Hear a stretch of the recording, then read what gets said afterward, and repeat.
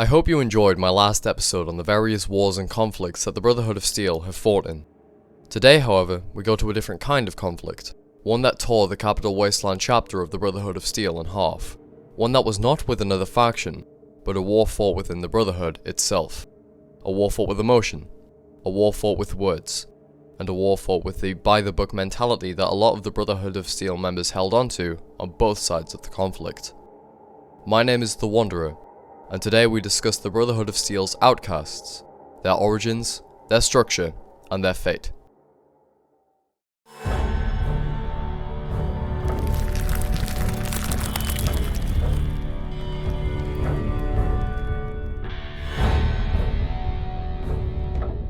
I've extensively covered the various missions of the chapter of Brotherhood sent to DC in my previous holotapes, so if you need more information, be sure to go and view them. For those who need to catch up, the Brotherhood of Steel had many missions on their shoulders that they were tasked with from the Lost Hills in California.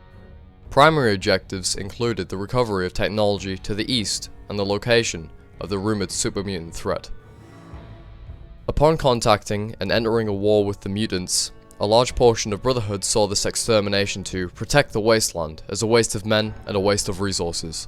They thought that if they spent more time collecting technology for them to use against the mutants, they would be more powerful in the end. Attacking the mutants first and foremost in these members' eyes would cause the Capital Wasteland Brotherhood to fall. These thoughts caused the members to have doubt in Elder Lion's capabilities as a leader, and they would watch his every move for the next 20 years. In 2276, the relationship between these disgruntled members and their elder finally reached its limit, when Elder Lions repeatedly refused their request to seize and recover tech from Fort Independence, a military base which was populated by raiders. This made these members snap, in which they forcefully raided the Citadel's armory and took whatever they may need to survive and possibly thrive in the wastes, before making their ascent to the exit. Not in any war or battle had Elder Lions lost such a large number of his men before. It broke him.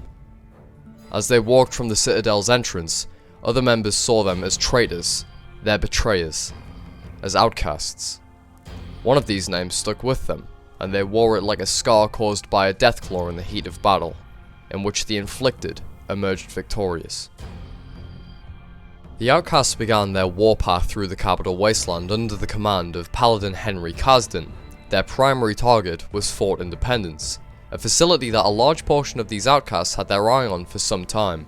The extravagant arsenal that the outcasts had ripped from the weakened arms of the Brotherhood made ruthlessly short work of the raiders and critters that inhabited the fort, before completely taking it over and using Fort Independence as their headquarters. Shortly after taking over Fort Independence, Paladin Kasdan and the other outcasts began to draft up their new faction, including a name, a ranking system, and more. We shall first take a look at the name and ranking system of these outcasts. As I mentioned before, the remaining Brotherhood of Steel members back at the Citadel referred to these defects as many different things, but one term that stuck out to the group was the term Outcasts. The group decided that this is what they would name themselves. The Outcast symbol is a red sword with a single large gear surrounding the center of the blade. The connotations of this logo are unknown, but when compared to the original Brotherhood logo, we can see that a lot of representation of the various ranks of the Brotherhood are missing. 2 gears as well as the wings and the circle are gone, which represented the Elder, Initiate, and the Scribe, whereas a single gear, the Knight, and the sword, the Paladin, remain.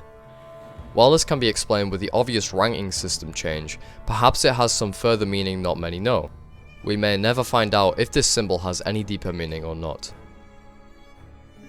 To differentiate themselves from the DC chapter of Brotherhood, the Outcasts painted their armor red and black, a very cool combination if you ask me. The reasoning for these specific colors is unknown, but using color psychology, the black may resemble the power that the Outcasts hold, as well as sadness and anger at the Brotherhood of Steel, as not all members hated their brothers, and some were quite regretful of their decision to leave. The red could symbolize the danger that the Outcast enemies were in if they saw this power armor, their courage, or their warring nature. There are far fewer ranks in the Outcast system than the Brotherhood's, as there are less roles to fulfill. The common grunt of the Outcasts is named the Defender. They are the most commonly encountered foot soldiers of the Outcasts, usually seen on patrols, sieges, or defending a location such as Fort Independence. The specialists are the eggheads, a counter to the Brotherhood scribe. With this description, we can already tell that the specialist role is one heavily focused on engineering, science, and technology. Finally, the protectors are the elders of the outcasts, however play a role more similarly to that of sentinels. They are commonly commanding their soldiers in fortified positions and directing entire chapters of outcasts. The outcasts specifically try to retain the original Brotherhood of Steel values from back west, placing technology at the top of their priorities. This meant patrols were common and were usually routed near vaults, old military bases, and more.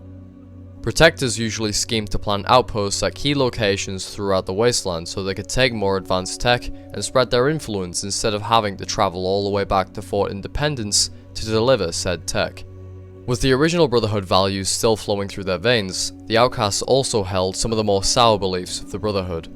They typically looked down on the people of the wasteland, seeing them on the level of animals who do nothing but get in the way.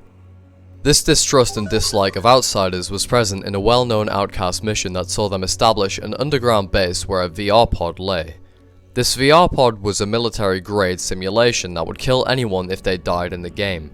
It required a Pip-Boy to enter, so none could crack it open until a Vault Dweller happened to stumble in one day. During this mission, Defender Sibley saw Protector McGraw as growing soft for allowing an outsider to work with his outcasts and have a share of the technology in which the outcasts rightfully owned, in which combat swiftly broke out. The Brotherhood of Steel's distrust of those outside of their walls was still present, even within those who became an outcast, to the point they were willing to kill their superiors to stop outsiders from claiming what was rightfully theirs. No matter what these outcasts called themselves, they were Brotherhoods of Steel to the bone. The outcasts largely stayed out of war with any other factions, including where they had once come from. When the Enclave showed up, the outcasts made sure to wipe the odd patrol out, if not for the good of the wasteland, for their tech at least. Apart from the small encounters with the Enclave every now and then, the outcasts did not do much to help the Brotherhood with their problems with both Enclave and the super mutants, instead keeping to themselves and watching from the shadows.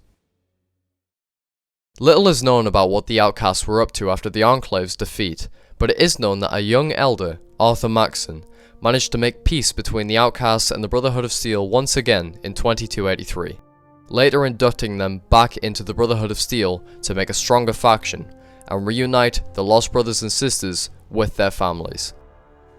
Finally, the outcasts could rest peacefully, knowing they would be listened to as members of the Brotherhood once again, under the headstrong leadership of a man they trusted to bring the Brotherhood to glory once again.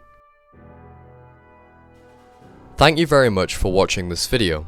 If you enjoyed and found any of this information useful, consider liking the video, sharing with your friends, and subscribing for more. I'd like to take a moment to just apologize if my audio sounded off today. I'm currently sick and still recovering, but I didn't want to wait another second to bring this video out to you. Thank you for understanding, and let's get on to the member shoutouts. I'd like to say a big thank you to Cypriot Fox, TKS Mantis, Bonk, Lovable Douchebag, Splicer87, and The Useless Show. I'd like to welcome back Broadway, and I'd like to welcome our two newest recruits, Green Tea and Sorosaki Hina. Thank you everybody so much for your generous support, and if you'd like an awesome shout out at the end of each of my videos, as well as exclusive video creation live streams and early access to the videos I make, consider becoming a Wanderer supporter today by clicking the join button on my channel for just £1 a month. Thank you very much everybody for watching, and I'll see you next time.